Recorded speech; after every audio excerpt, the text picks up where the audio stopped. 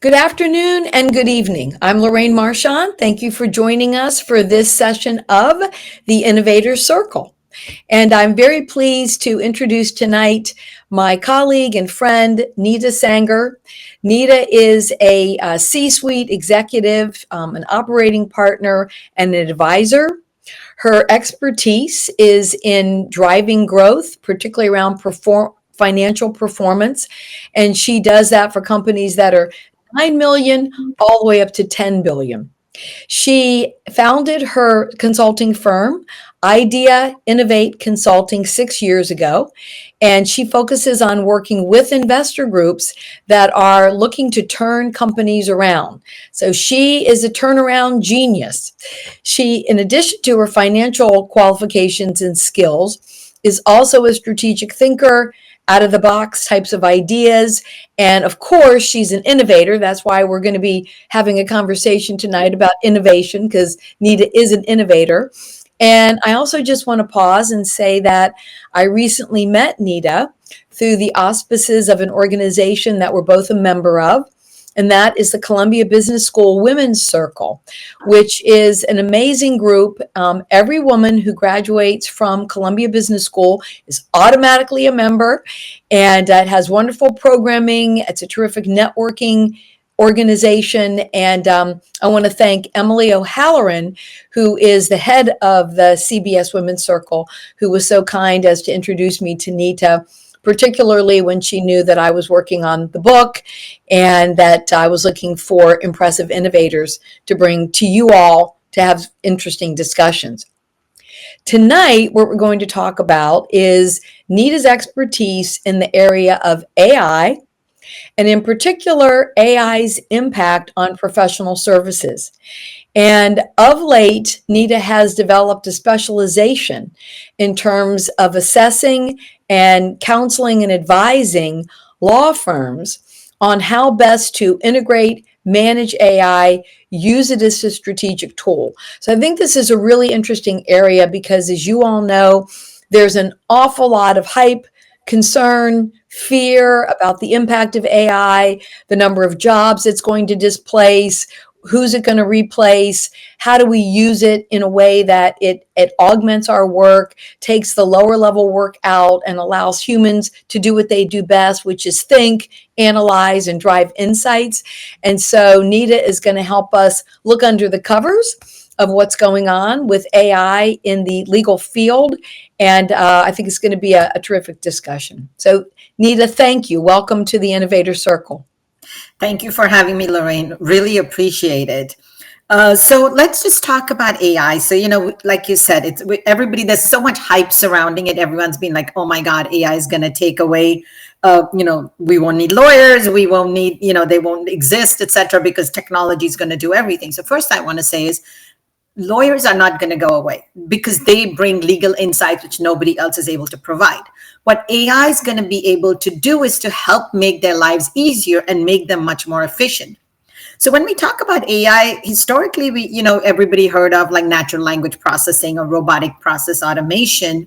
And what that was doing was automating some of the more manual, repetitive tasks. But right now we've been talking about generative AI, which is where I think there's the highest potential of disrupting the industry, because whereas the other ones were sort of focused on more on lower level jobs, what generative AI is going to be able to do is to actually impact higher level jobs, create content, which none of the other AI solutions were able to do. So that's a little bit of where we are today. So when we talk about this and why this is so impactful is if you start thinking now legal professionals have to almost think, okay, so given that generative AI and clients are demanding that their lawyers use much more of these technologies to become more effective and efficient, what's that going to mean? So the things that this can start to do is actually first help you to say you were only giving legal advice. Now lawyers sit on so much data. What they're starting to realize that clients are looking for insights into what that data is going to provide them. And what they're able to do is to say, hey, can we think about selling this as a productized offering? And so it's changing what services you offer. So it's moving beyond just legal advice into offering productized offerings. And actually, we're starting to see some of the firms do that. And usually it's driven a lot by knowledge management, who sits on a lot of the information, not just within the law firm, but also what's happening in the market. And now there's firms, and I could give some names, like I know like Ogletree and Little Mendelson are actually using technology and creating, like using AI, getting information, which they are now able to sort of put in a format which the clients are interested in and actually sell it. So it's like creating productized offerings. The other things is that, and then besides doing productized offerings, people are looking at things like analytics because they want to understand how they're doing vis-a-vis their competitors, et cetera. So that's, again, what law firms are able to provide. Then we have to start thinking about, so that's sort of changing. Now, given that you're going to need professionals who understand AI and or need to know how to use it and understand analytics, you're probably going to need people who've got more different skills from just understanding the law. They're going to need to understand technology. So it's going to change the kind of people you're going to need. You also think about the fact that if some of the tasks now are going to be like, you're going to be using AI, you might not need as many lower level paralegals because a lot of the work of what they do. And we did some studies which show that about 47% of the work that what is being done within a law firm is creating contracts, reviewing documents, etc. That's what AI is going to enable them to do. That's going to make them much more efficient and impact a lot of the work that the more junior professionals are doing. And so instead of doing the boring, mundane tasks, they're going to be able to do more higher level value added tasks, which means meet their clients' needs more effectively. But what this also means is that, and we know law firms charge by the hour. Every time you talk to them, they charge you by the hour. But if now you're going to be using, less number of hours, what that's actually going to mean is that you probably have to think about a different pricing model because the same, hourly model might not work. So in some ways, AI is going to impact every aspect of the business. The good thing is, first, we're still at the early part of the journey. Some law firms have already started to do things. If you actually see, some of the big names have started to bring on what they're calling innovation officers. And some of the names you'll hear like Cooley, Latham and Watkins, Oric, Freshfields, Troutman Pepper have started bringing in chief innovation officers who are thinking about this business in a holistic fashion. Then some of the firms are thinking about a more client-centric approach because as you're trying to innovate and create more solutions, one of the things that you have to be doing is to be thinking about, okay, what exactly do our clients need? So there's one of the firms called Fragrant Drinker. What they've done is they've created a design lab where they actually bring in their clients and their firm professionals and their technology people and are putting it together to be able to say, okay, what is it you're looking for? What can we provide to you? And then co-creating a solution. So, and then another firm is sort of called Fenimore is now acquired another firm, and where they're integrating AI and being able to reshape how they deliver services, leveraging more technology. So the industry is going through this huge change and using technology, but we're still at the early end of the journey. So and so it's not like everybody's done it, everybody's figured this out, but people are already starting to do that. And the ones who don't are going to have to think about what they should be doing, because in some ways, not doing anything is not an option. That's really interesting, Nita, and thank you for all those terrific examples, which really do show transformation in how the legal field is viewing its job and thinking about customer centricity. And one of the reasons I find this so interesting to highlight is because I think we all consider lawyers somewhat prescriptive in their responsibilities. I mean, when I've worked with lawyers in large firms, I always considered that they were trying to push the door shut on me, and I was always trying to kick it open because it was easier just to say no, particularly in a legal setting when you're trying to keep your company out of harm's way. But this idea of bringing in chief innovation officers, I mean, that certainly means that they're looking at the business up, down, up, et cetera. And the design thinking methodology that you referenced in terms of trying to design and co-create solutions and services with customers is very interesting, right? That's a hallmark of design thinking, to actually sit with your customers and think about how they want to work with you. So I think that's, I was wondering if you could hearken back, and when you give it, can you give an example of one of the productized offerings? Because it does feel as though the firms are moving in the direction of more product development and commercialization types of approaches, service commercialization types of approaches. So kind of taking a page, out of the book of some of the more traditional product development methodologies. But I can understand that they're using the data, the AI, the analysis. Maybe in the legal field, it would be akin to creating like what the pitch book is. What pitch book is to investors, the legal firms are creating for their customers. But what would be an example of a use case or an application of one of these productized offerings? So, and this was, I'd gone to our conference, and where there were some of those people were sharing what they've been doing to create productized offerings. And so this was a firm that focuses on labor law. And so labor law sort of is different from in each state. And what they would be doing is just providing it to their clients for free, who would be asking, okay, they're in multiple different states, what are the labor laws? What they started to realize was that they were actually getting all this information and doing it for one client.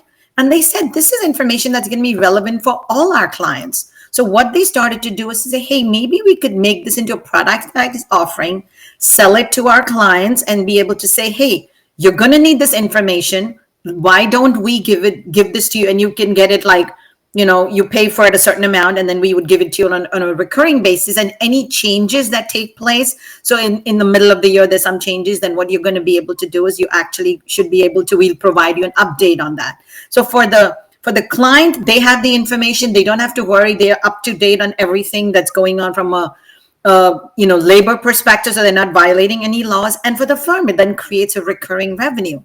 Another example that we saw was another firm was talking about was they do surveys. They were going to be doing surveys at a certain point of time of the year, and then they realized that they were just doing them for they would be giving to their clients for free.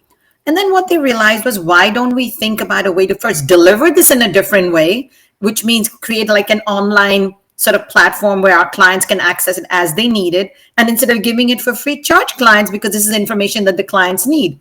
And so that's kind of where people are using that, something that they know their clients are going to need, and then using it to say, hey, is this a way to, one client asked for it, maybe our other clients need it, and then sort of saying, let's take it across to everybody else. Yeah, no, makes good sense. Very, very clever. I think another area that's interesting to explore, Anita, is what are some, you mentioned at the top of the hour, the evolution to now generative AI, which can generate content and contracts and legal documents and a lot of the work that perhaps paralegals were performing previously. Are there other tools, or are there specific tools that are being used by different personnel within the law firm? Like, what kind of tools are they using, and what kind of work are they doing with the AI tools? Great. So as we talk about the tools that are being used, there are tools which are there for the business of law, like legal practice management tools, which help you get your billing, your time and expense management and things like that, or like how your projects are running. So that's more the business of law. But now what these tools that we're looking at are in the practice of law, right? And so those are things like legal research. So if you actually think about it, like case text, which has now started using co-counsel, which has got generative AI. So if you're looking for something which actually provides you, it's a legal research platform, and you're looking for something, you're able to then use the generative AI component, ask a question and say, I'm looking for this information, and it's going to provide that to you.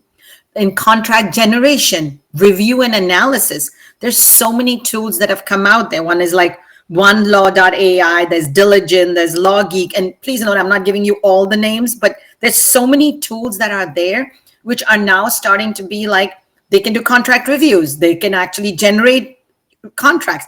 Doesn't mean that it's going to be able to do it 100%. It will do the first round. You will still need a lawyer to make sure that there's no hallucination, there's no incorrect information. But it's just made the lawyers' work much easier, where you would have to do 8 hours to go research all the previous contracts and create one. Now this can do this for you in less than 5 minutes, but it'll still need the lawyer to to review it.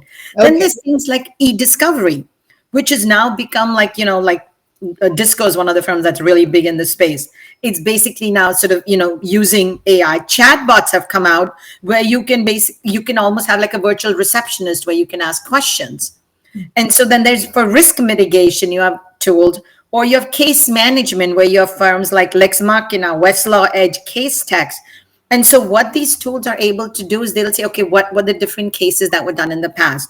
What are the insights that you can get from those cases? What is your probability of success? So it's actually, and so the tools are now being there to how to make the lawyer's life much easier, to enable him or her to become much more efficient with all these tools. So Yeah. that's where I think the real focus in, and that's what's going to change the business fairly drastically. Because as the machines get smarter, we're still again at the front end of this. Because once you are able to sort of create your own large language model, it's going to get smarter as you feed in more information and you protect it from getting outside data. So you're not letting your client's data go out. Yeah, that's very important, the safeguarding of the client data, Yeah. but I know we want to move on because we want to talk about the challenges and opportunities that law firms are facing. You talked about some of the early adopters, the bigger firms that have brought in chief information officers and are doing design thinking with their customers. But what can firms do as they try to navigate this brave new world and figure out how to use AI as their friend? So remember you had started to talk about like working with lawyers, and a lot of them are known as like the house of no. They're used to saying you can't do this, you can't do that. So I think the biggest thing is this is about people, because however brilliant the technology is, it's about people. So it's going to be very critical that firms think about this from a change management perspective. They have to think, how do we bring our clients along on the change journey? How do we bring our professionals along, like the partners who have been doing this thing the same way for many years and are like, well, I don't want to be doing this. But you have to bring them along on the change journey and explain to them how you sort of, how it makes their life easier. And so the way, that's a very systematic approach you're going to have to take. You're going to have leadership behind it, that everybody's aligned and leadership is talking about the importance of this. Then you're going to have to figure out who are the key stakeholders. Like you have to bring in clients. You might have to bring in your maybe your paralegals or your partners. Make sure that you identify who they are.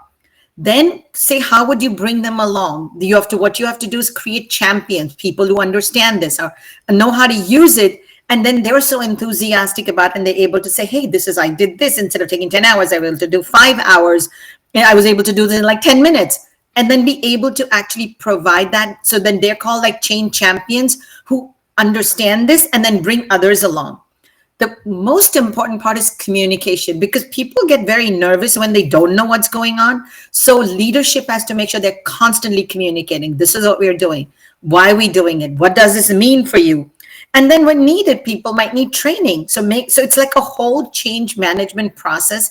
And a lot of times people think we will just buy this technology and it's going to solve everything. But if you don't make sure that you understand what people are doing, what are their needs, and then bring them along on the change journey, you're not going to be successful. Okay, so it sounds very much like classic change management. Yeah. And is there any aspects of it that are unique or particular to the legal field that folks need to know about? Have you seen any differences or nuances that stand out? So, I think the nuance would be that historically, the legal industry has not been very tech forward. So in some ways, a little bit of tech laggard. So I think the push to move them is going to be greater. Plus, also, I think the other part, which I think I kind of hinted at that before, was the fact that, people always say, well, why wouldn't they want to use the tool? I'm like, just think about the financial implication to the bottom line.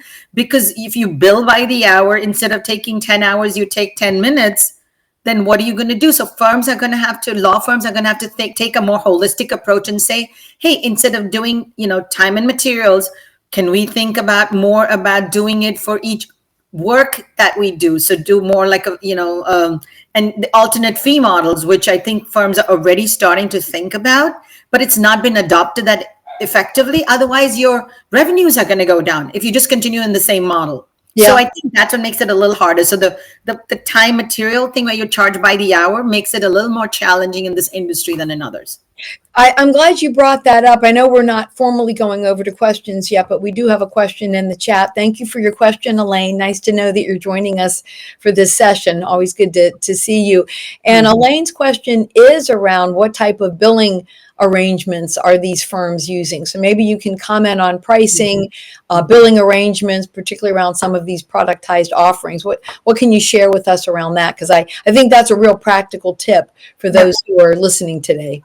So for productized offerings, it's almost easier. Like you charge, like, maybe there's a monthly fee. And sometimes depending on how it's being used, what people are also charging for, depending on the size of the firm, how much headcount is there that they will charge, but they will do it on a monthly basis. So it depends what's the product, how is if it's used by everybody within the law firm. So that's how they're charging. So that's more on a monthly basis. But where now people are starting to think about it, they're still at the early stages. You are going to have to think about alternate fee models, which are more value-based billing versus just time and materials. And just to give you an example, because I see another question, this is already starting to happen.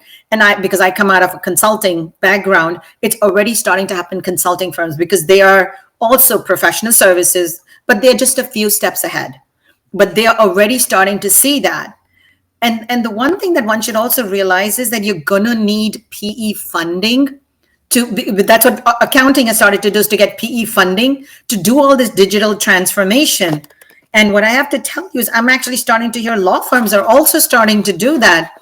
In fact, there's one law firm that's already started to do that, which is, they sold off the part of their business and have got PE funding so not for the legal side, because for to own a law firm you still need to be a legal professional, but then for the side of the business which provides all the support, which is all the other support that you provide to your clients, like creating contracts, etc., they've actually got funding for that. And that's a separate part of the business then, a separate Yes. business model where they're seeking investment. Yes, Yeah, and it's Allen and Overy, so it's not a small firm. So, but they are sort of at the tip of this. And if you think about what professional services firms have done, they've already done that. They've started separating out the audit firm, because the audit part of the business, because audit needs to have an auditor that owns it. And for the other part of the business, they're getting PE funding. If law firms that you've already seen, Allen and Overy, which is not a small firm, is already doing that, and I think they're based out of the UK, so they've already started to do that. There's yeah. a good chance that others might follow. Okay. And you talked a bit about the financial side of things, accountants. What about the impact of the AI transformation on some other area of professional services? Can you comment on whether they're following the same path, experiencing the same challenges and opportunities? What are some of the other professional service firms, wealth advisors and financial services and accountants? How are they managing the change? So financial services has been doing this. I think they sort of are the most sort of like forward in the curve, because I think since the credit crisis, they've like, no, that's 2008, they've been very much on the forefront of saying, what can we be doing to evolve our business? And they've seen a lot more competition from startups, etc., who are now starting to take away their business. So they've actually been doing a lot of this, trying to figure out how we can make the work that our professionals do much more efficient. Accounting firms started this, maybe I would say in 2021 or so, where they've realized that they need to think about different ways of doing this, and they need to think about the business. So even if the big firms knew they were using more technology to transform how they were delivering services, but now this whole thing about getting PE funding, because a lot of the mid-sized firms don't have the luxury of that much money that they can put back. And if it's in a partnership, it's like you have to take it out of the partners' pockets. So they're getting PE funding. And now that accounting, that's like one of the hottest things that's going on at this point of time. And if you take this in other services businesses, this is happening in healthcare services, where you're starting to see that, that basically, like, funding is coming and they're making it much more tech enabled. And if you start looking at even like doctors' offices, and I'm sure because I'm in the industry, I hear that doctors' offices, people are like, their PE funding is coming in and they're bringing together businesses, making them much more efficient. And it's happening at doctors' offices. You look at like eye doctors, you go through like, this is actually happening in all services businesses, where you've got a human being who can be made much more efficient using technology. Yeah. So Anita, I think our final question, and then I'll see if there's anything else in the chat that everybody would like to hear from you on. But what should young people, I mean, students graduating, I know that there are new jobs being created around AI. I mean, there's a new job category around AI engineers, as a matter of fact, at the University of Pennsylvania. We've got jobs around prompt query design, if you will, right? Because the AI is only as good as the prompt that is formed in order to get it to share its information with us. So, but what do you tell young people who are maybe concerned about the fact that they're going to be these entry-level people? What do they do to future-proof their careers?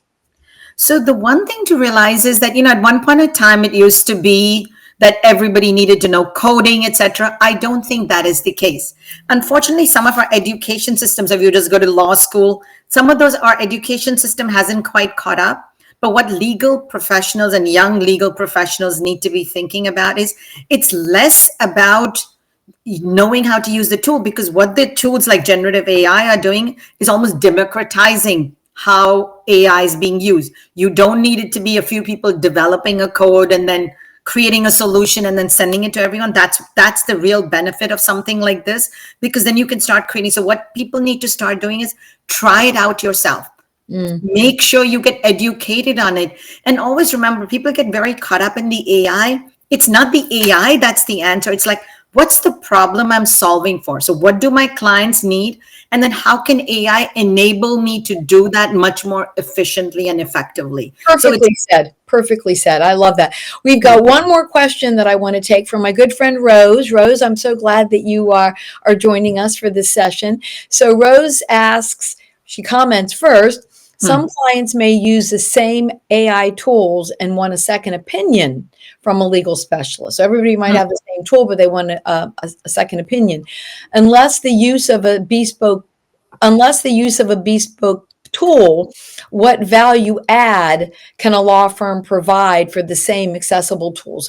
If the tools are all available now, what extra benefit does the legal firm offer? Actually, the legal firm offers a lot of benefits. So, and I'll give you an example. One of the things is, like, when I was at Deloitte, we were trying to transform the audit business. And like, nobody brings legal to the table. You're like, yeah, like, why would we do that? Until you start to realize when you're using things like AI, etc., there's a lot of legal implications. You need to understand, where the data sits, when it crosses their data cannot cross boundaries, where the data gets hosted. There's a lot of legal regulation. So in fact, for lawyers, it's even more critical that they understand the tools and then understand the legal implications. Because if security and privacy is that important, they are the ones who are going to be providing the insights to their clients on that and say, think about this, not afterwards. Think about this before, because if you don't. And so one of the things, when we didn't bring on the legal person, as we were starting to launch the product, they were like, whoa, wait.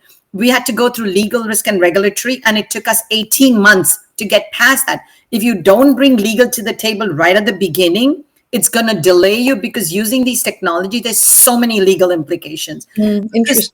All the rules haven't changed. For finance, you cannot have data cannot sit in on the cloud in some other country, because data cannot cross boundaries. For accounting, you cannot do that. So lawyers actually are going to become even more critical. And instead of being the house of no, or like that's what everybody says, that's what they always say, no to things, they need to be brought in even earlier. They almost have to think of themselves as being client focused and strategic advisors to their clients, to be able to say, before you do anything or adopt a technology, talk to us. We can tell you what the risks are. What should you be thinking about? Very good. So our attorneys, as those who have AI legal expertise, that to make sure that we've got the right governance, guardrails, usage, don't get ourselves into troubles. I really like that. And I think that does provide a little bit more specialization for attorneys. Rose, I hope that was a helpful answer to your question. Anita, we're at the top of the hour here, and this has been very chock full of information, insights, prescriptive information from you. So thank you for everything that you shared.